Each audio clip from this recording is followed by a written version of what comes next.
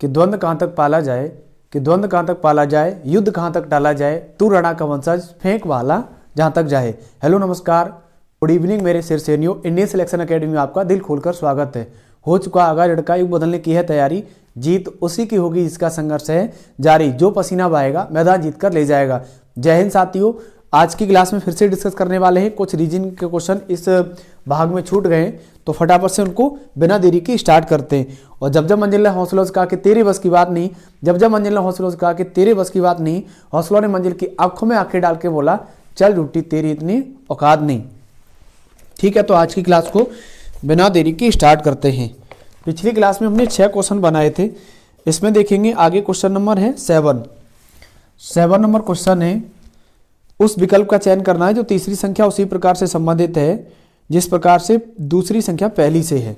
ठीक है, क्वेश्चन है 20 का संबंध है 480 से, तो 25 का संबंध किससे होगा, तो 25 का संबंध किससे होगा।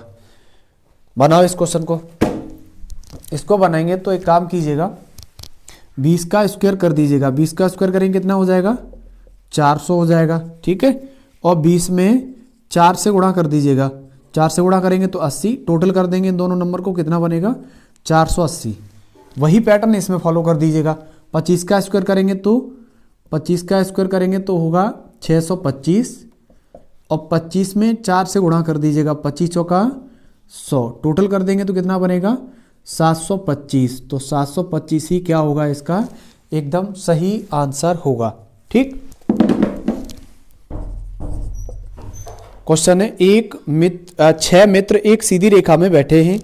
ई दाएं से चौथे स्थान पर है, ई बी और डी के बीच में है, बी ए बी का निकटतम पड़ोसी है, डी सी का निकटतम पड़ोसी है, डी ई और सी के मध्य में है, एफ सी का निकटतम पड़ोसी है, एफ और डी के मध्य में कौन बैठा है। ठीक है, 6 मित्र एक सीधी रेखा में बैठे हुए हैं। मान लीजिए डायरेक्शन जो होती हैं वो पूर्व, पश्चिम, उत्तर और दक्षिण इसी प्रकार तो होती हैं। अब हम जब भी क्वेश्चन इस प्रकार बनाएंगे, इस प्रकार का, तो उत्तर की ओर फेस रखेंगे उनका। ठीक है, ये ध्यान रखेंगे। आगे इसमें कंडीशन क्या है, ई बी और डी के बीच में बैठा है, ई बी और डी के बीच में बैठा है, तो बी और डी दोनों जगह पर होंगे। पता नहीं बी और डी कहाँ हो सकते हैं, यहाँ भी हो सकते हैं, बी और डी यहाँ भी हो सकते हैं। ठीक है, अभी इनका स्थान क्लियर नहीं है। आगे ए बी का निकटतम पड़ोसी है, ए बी का निकटतम पड़ोसी है। ठीक है, आगे पढ़ेंगे, डी सी का निकटतम पड़ोसी है, डी सी का निकटतम पड़ोसी है। ठीक है, डी सी और ई के मध्य में बैठा है, डी सी और ई के मध्य में बैठा है, डी सी और ई के मध्य में बैठा है। सी को इधर बैठा दें तो डी सी और ई के मध्य में हो जाएगा, बी यहाँ से कट जाएगा, बी यहाँ आ जाएगा तो डी यहाँ से कट जाएगा। ठीक है, अब एक स्टेप उसमें छोड़ा है, उसको लिखेंगे ए बी का निकटतम पड़ोसी है, ए बी का निकटतम पड़ोसी है। ठीक है, आगे डी सी और ई के बीच बैठा है। ठीक है, एफ सी का निकटतम पड़ोसी है, एफ सी का निकटतम पड़ोसी है, एफ सी का निकटतम पड़ोसी है, तो एफ इधर भी बैठ सकता है।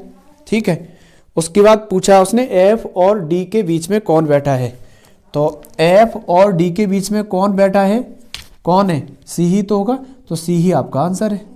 ठीक है, एक बेसिक सा क्वेश्चन था, सिंपल सा, कोई दिक्कत परेशानी आपको नहीं होनी चाहिए। उसके बाद देखेंगे अगला क्वेश्चन, क्वेश्चन नंबर है 9। इस तरह के जो क्वेश्चन होते हैं ना, क्वेश्चन नंबर 8, इसमें जो प्रश्न होते हैं वो क्वेश्चन आपके बार बार पढ़ने पर ही इसके स्टेप हम सिस्टमैटिक तरीके से फिट रख सकते हैं। ठीक है, क्वेश्चन नंबर 9 देखेंगे, ये ए टू जेड का शब्दकोश वाला क्वेश्चन दिया है। इसमें पहला विकल्प पहला दिया है डिटर्मिनेटिव्स, यानी D E R M A T I S.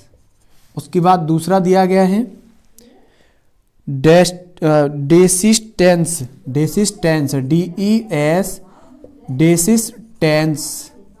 उसके बाद अगला है, तीसरा पॉइंट है D E R O G A T I O N. उसके बाद चौथा है DESCENDANT।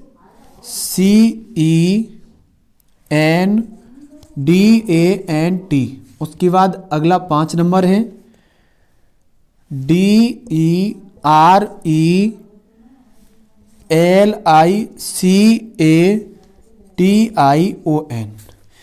ठीक है, इसको मतलब शब्दकोश के अनुक्रम में रखना है आपको। कैसे रखेंगे समझो। पहले हमेशा A to Z को ध्यान में रखना है। A to Z के क्रम को ही हम कंटिन्यू रखेंगे। जैसे A B से पहले आता है, M N से पहले आता है, उसी प्रकार से इसमें हम इसको क्लियर करेंगे। देखो D पर तो हम कह नहीं सकते कि सबसे पहले कौन आएगा, हटा दीजिए। E पर भी नहीं क्लियर कर सकते, इनमें पहले कौन आएगा, R S, उसके बाद ये E कट गया है, R S R। R पहले आता है A to Z में, S R S T, R S, R पहले आता है तो R वाले स्टेप को पहले रखेंगे, R वाले स्टेप को पहले क्लियर करेंगे। तो R पर तो हम क्लियर नहीं कर सकते, R को हटा देंगे। फिर उसके बाद E O और M, E O और M में पहले कौन आएगा, 5 नंबर वाला पहले आएगा, क्योंकि E इन सब में पहले आता है, इसको हटा देंगे। फिर उसके बाद M N O, M पहले आएगा 1 नंबर, फिर उसके बाद इसे हटा देंगे। फिर उसके बाद लिखेंगे R वाला 3 नंबर, ठीक है, 3 नंबर भी काट देंगे। अब 2 और 4 में कौन सा पहले आएगा, S पर क्लियर नहीं कर सकते। C और I में C पहले आता है, यानी 4 नंबर, और फिर आएगा 2 नंबर। यही इसका क्या हो जाएगा, आंसर हो जाएगा। और इसी तरह से इनको क्या करेंगे, अरेंज करेंगे। ठीक है, तो कोई दिक्कत परेशानी इसमें आपको नहीं होनी चाहिए। उसके बाद देखेंगे अगला क्वेश्चन है क्वेश्चन नंबर 10। प्रश्न नंबर 10 इस प्रकार है कि क्वेश्चन नंबर 10 जो दिया गया है वो है ZYGOTE का संबंध है ZYTOGE से। तब पूछा है सीक्वेंस का SEQUENCE का संबंध किससे होगा। कैसे बनाएंगे इस क्वेश्चन को, समझिएगा फटाफट से। इसमें देखो, इस वर्ड देखो, मीनिंग में यही वर्ड है और वही वर्ड इधर है। अगर जेड से जेड पे जाएंगे तो वो वाला सीक्वेंस प्लस माइनस वाला इसमें लग नहीं सकता, तो कौन सा इसमें लगाया जा सकता है, समझिए। पहले देखो, इसमें सीधा सा सिंपल है, A to Z वाला ही इसमें ध्यान रखना है। वो कैसे समझें। सबसे पहले E आएगा, E को रख दिया, EF G के बाद O के बाद T के बाद Y के बाद Z, मतलब एक सीक्वेंस क्रम में रखा है, वो भी पीछे से। मीनिंग इससे बाहर नहीं जाने चाहिए, सेम इसमें रखना है। तो पीछे से रखेंगे तो सबसे पहले क्या आएगा, C, फिर उसके बाद क्या आएगा, 3 E आएंगे, 3 बार E लिख लीजिएगा। फिर उसके बाद क्या आएगा, काट दीजिएगा जो लिख लिए हैं आपने, ठीक है। उसके बाद आएगा N के बाद आएगा S, ठीक है, इसको भी S नहीं Q आएगा। इसके बाद आएगा Q, PQRS, Q के बाद S, ठीक है। उसके बाद आएगा S और उसके बाद आएगा U, ठीक है। तो आंसर क्या होना चाहिए, आंसर होगा USQNEEC, और यही क्या होगा, आंसर होगा। ठीक है, तो कोई दिक्कत परेशानी इसमें नहीं होनी चाहिए। आगे देखेंगे अगला क्वेश्चन। अगला क्वेश्चन आकृति बेस्ड पर दिया गया है, तो ऐसे ही डायरेक्टली क्लियर कर लीजिएगा। इसमें देखा जाए तो किस आकृति में, ये आकृति घुमानी नहीं है, उसने सीधा मना किया है। आपको ये आकृति निहित देखनी है, छिपी किस में है। तो आप इसमें चले जाइएगा ऑप्शन नंबर, इसमें देखो डी वाले में ज़्यादा मैच हो रहा है क्या, इधर देखेंगे ये वाली लाइन मैच हो रही है, नीचे वाली भी लाइन मैच हो रही है। उसके बाद सीधा मिला देंगे इसे ऊपर, तो ये क्या बन सकता है, बिल्कुल बन सकता है, अर्थात इसमें डी ऑप्शन सही होना चाहिए। उसके बाद देखेंगे क्वेश्चन नंबर 12, ये भी डायरेक्टली क्वेश्चन है, डायरेक्ट बनाएंगे। देखो पहली आकृति में क्या है, पंचभुज है, और पंचभुज में एरो इस टाइप से दिया गया है। फिर उसके बाद में उसने क्या किया, इधर घुमाया, यानी क्लॉकवाइज, फिर क्लॉकवाइज घुमाया है और उसने मध्य में रख दिया है। फिर उसने क्लॉकवाइज घुमाया है, तो कहाँ रखा जाएगा ये आप बताएंगे। पहले देखो ऊपर है, दाहिनी ऊपर। फिर उसके बाद उसने कितना घुमाया, 45 अंश नीचे लेके आया है। फिर उसके बाद कितना लेके गया है, वो 90 अंश लेके गया है। फिर 45 अंश घुमा दीजिएगा। तो इसमें जो आंसर होना चाहिए एकदम सही है, कौन सा सही होना चाहिए? डी होना चाहिए, क्योंकि 90 एंगल पर मोड़ेंगे। पहले कितना है? पहले वो है 45 अंश मोड़ा उसने, फिर उसके बाद 90 मोड़ा है, फिर 45 मोड़ेंगे, तो 45 मोड़ने पर आपका डी एकदम सही हो जाएगा। उसके बाद देखेंगे क्वेश्चन नंबर 13। क्वेश्चन नंबर 13 इस प्रकार दिया गया है कि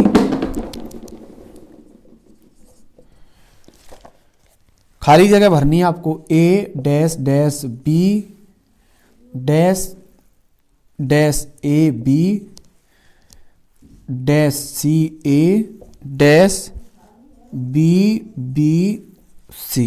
ठीक है। अक्षरों के उस संयोजन का चयन करें जो दी गई श्रृंखला के रिक्त स्थान में क्रमिक रूप से रखे जाने पर श्रृंखला को पूर्ण करेगा। ठीक है। कीजिए। इसमें ना कई रूल्स होते हैं, पेयर बना के बना सकते हैं क्वेश्चन को आप। पेयर बना के कैसे बनाएंगे समझे? काउंट कर लीजिए कितने हैं, 1 2 3 4 5 6 7 8 9 10 11 12 13 14 15 कर लीजिएगा। 1 2 3 4 5 1 2 3 4 5। अब बनाओ तो इसमें हम बी लिख सकते हैं, ए लिख दें, बी लिख दें, बताओ आप। ए लिख दीजिएगा, चलो ए लिखेंगे, फिर क्या लिखेंगे? बी लिखेंगे और फिर सी। कहने का मतलब सीक्वेंस इसमें जो मिल रहा है वो है double A double B C. तो double A double B C, double A double B C. तो A B C, A B ए, यही आंसर होना चाहिए। A B C A B A, A B C और ए बी ए, अर्थात A option एकदम सही है। तो यही एकदम आंसर करेक्ट होगा। ये क्वेश्चन पेयरों पर आधारित होता है, ध्यान रखना है इसमें। ठीक है। किस पर होता है? पेयरों पर आधारित होता है। उसके बाद देखेंगे क्वेश्चन नंबर 14। क्वेश्चन नंबर 14 क्या कह रहा है? क्वेश्चन नंबर 14 है रिक्त स्थानों की पूर्ति करनी है। 5, 9, 18, 34, क्वेश्चन मार्क, 95। क्वेश्चन मार्क की जगह पर क्या आएगा समझेंगे फटाफट से। यहाँ पर कितना प्लस हो गया ये देखना, प्लस के 4, फिर यहाँ पर कितना प्लस हो गया? प्लस के 9, फिर यहाँ पर कितना प्लस हो गया? प्लस के 16, फिर यहाँ पर कितना प्लस होगा? एक चीज़ चेक कीजिए, ये 2 का स्क्वायर है, ये 3 का स्क्वायर है, ये 4 का स्क्वायर है। अब 5 का स्क्वायर आएगा। 5 का स्क्वायर कितना हो गया? 25। 25 और 34 ऐड कर दीजिए, जोड़ देंगे तो कितना होगा? 5 और 4 9, 3 और 2 5, तो 59 एकदम इसका करेक्ट आंसर होना चाहिए। और आगे भी यही सीक्वेंस मैच होगा। ठीक है। तो 14 का आंसर कितना हो जाएगा? 14 का आंसर हो जाएगा 59। उसके बाद देखेंगे क्वेश्चन नंबर 15। क्वेश्चन नंबर 15 क्या कह रहा है? सवाल है, यदि एक निश्चित कूट भाषा में मैंगो को QERKS के रूप में लिखा जाता है और एप्पल को ETTPI के रूप में लिखा जाता है, उसी भाषा में गुआवा को क्या लिखा जाएगा? ठीक है। मैंगो को क्या लिखा जाता है? मैंगो को लिखा जाता है QE, कैपिटल में है सब, तो कैपिटल में आप भी लिख लीजिए, क्या परेशानी है इसमें। ठीक है। देखो मैंगो MANGO, मैंगो को क्या लिखा जाता है? QERKS। ठीक है। उसके बाद एप्पल को क्या लिखा जाता है? एप्पल को लिखा जाता है ETTPI। ठीक है। GUAVA, गुआवा को क्या लिखेंगे? ये आपसे पूछा गया है, तो देख लीजिए क्या रूल इसमें फॉलो हो सकता है। इसमें रूल बड़ा घटा बड़ा रहा है, क्या कर रहा है वो चेक करो। पहली बात तो इसमें डायरेक्टली उठा के रख सकते हैं अगर आप मीनिंग मिल रहे हैं तो। जी का के है, उसके बाद यू का दिया ही नहीं है, तो फिर ये रूल फॉलो इसमें नहीं हो सकता। कितना प्लस हुआ है देख लीजिएगा। MNO 13 और 4 17, तो 4 प्लस हो गया इसमें। इसमें भी 4 प्लस होगा। एन के बाद आर में भी 4 प्लस हो गया, जी में भी 4 प्लस है, ओ में भी 4 प्लस है। तो 4 प्लस की सीरीज इसमें लगानी है। इसमें भी 4 प्लस की सीरीज बन रही है, इसमें भी लगाओ फिर तो जी में 7 जोड़ेंगे। जी का नंबर देखो, नंबरिंग कर दे रहा हूँ मैं, 7 21, 1, 22 और 1, 4 जोड़ेंगे 11, 11 पर के आएगा। इसमें 4 जोड़ेंगे 25, 25 पर वाई आएगा। 4 जोड़ेंगे 5 बनेगा, 5 पर ई आएगा। क्या आएगा? ई आएगा। उसके बाद 22 में 5 जोड़ेंगे, 22 में 5 नहीं 4 जोड़ेंगे, 22 और 4 26 जेड आएगा। उसके बाद इसमें 4 जोड़ देंगे तो कितना आएगा? ई आएगा। तो आंसर कितना हुआ? के वाई ई जेड ई। ठीक है, आंसर होगा के वाई ई जेड ई, अर्थात ऑप्शन नंबर ए ही सही होना चाहिए। उसके बाद क्वेश्चन नंबर 16 देखेंगे। क्वेश्चन नंबर 16,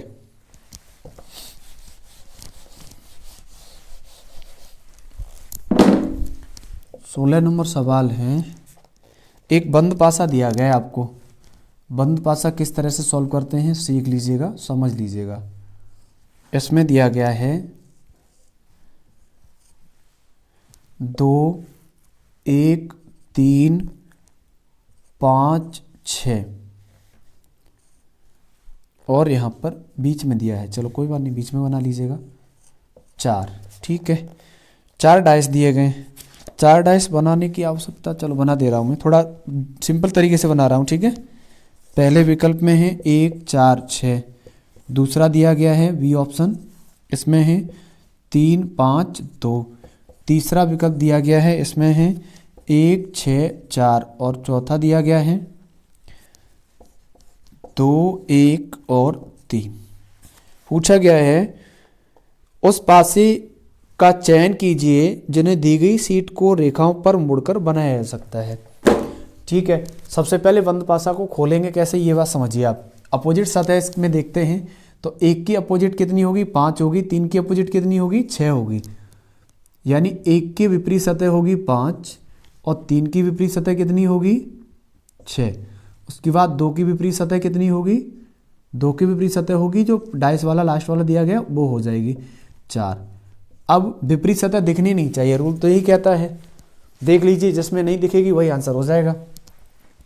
1 के विपरीत कितना है? 5। ठीक है, चलेगा, इसमें दिखाई नहीं दे रहा है। 4 के विपरीत कितना है? 2। ठीक है। 6 के विपरीत कितना है? 3। ठीक है, इसमें चेक करना। 3 के विपरीत कितना है? 6। ठीक है। 5 के विपरीत 1 और 2 के विपरीत 4, ये भी ठीक है। इसमें देखना 1 के विपरीत 5, ठीक। 4 के विपरीत 2, 6 के विपरीत 3। इसमें देखना 3 के विपरीत 6, 2 के विपरीत 4 और 1 के विपरीत 5। फिर ये पूछ क्या रहा है क्वेश्चन में?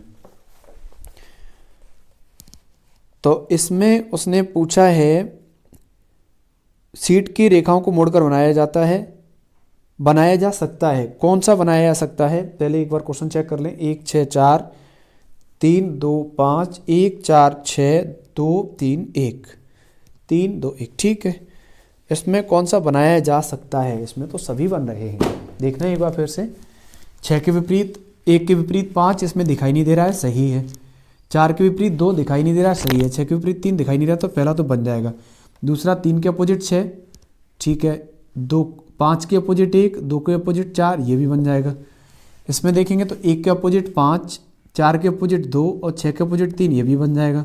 3 के अपोजिट 6, 2 के अपोजिट 4, 1 के अपोजिट 5, ये भी बन जाएगा।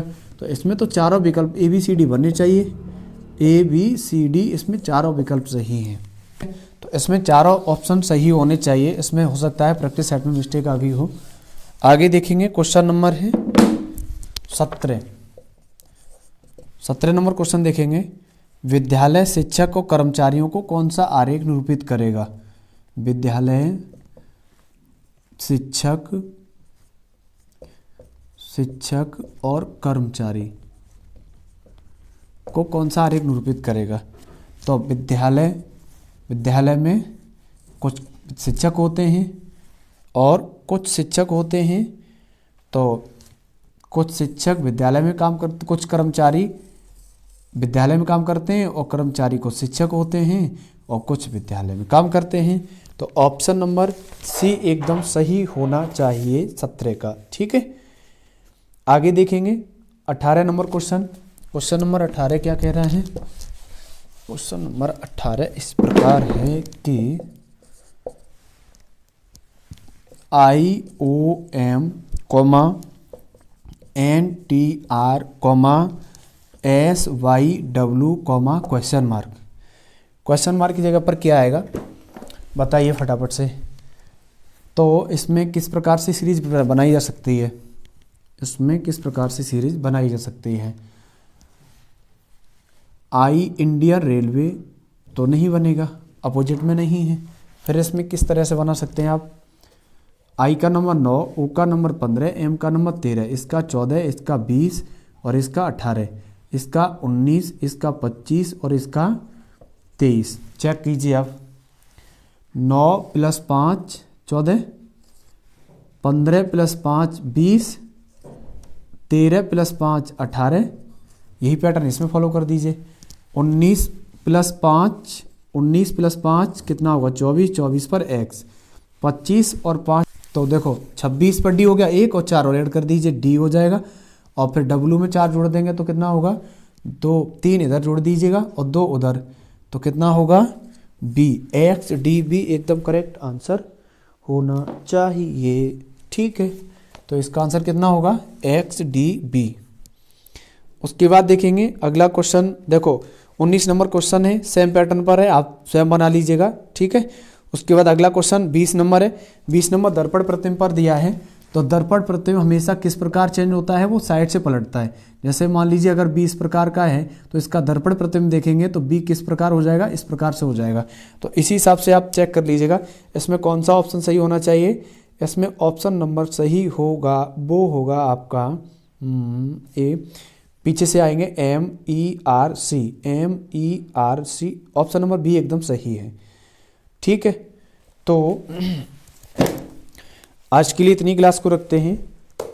और अगर ये क्लास आपको पसंद आई हो, कुछ चीज़ें समझ में आई हो, जिससे कुछ सवाल आपकी परीक्षा में मिल सकें, अगर इस क्लास से अगर आपका एक भी क्वेश्चन मिल जाए परीक्षा में तो इस क्लास की मेहनत पूरी वसूल है और आपकी भी मेहनत रंग लाएगी। ठीक है, तो बिना चिंता के आराम से पढ़ाई करते रहिएगा। बाकी का बेस्ट ऑफ लक, अपनी मेहनत कीजिए, जो होगा वो भगवान के ऊपर छोड़ दीजिएगा रिजल्ट को, लेकिन अपनी मेहनत में कोई कमी मत छोड़िएगा। ठीक है, तो मुश्किल नहीं कुछ भी इस दुनिया में, तू जरा कोशिश तो कर, ख्वाब बदलेंगे हकीकत में, तू जरा हिम्मत तो कर। आज ही अपने सपनों को एक नई उड़ान देने के लिए चैनल को सब्सक्राइब जरूर करें। जय हिंद, वंदे मातरम।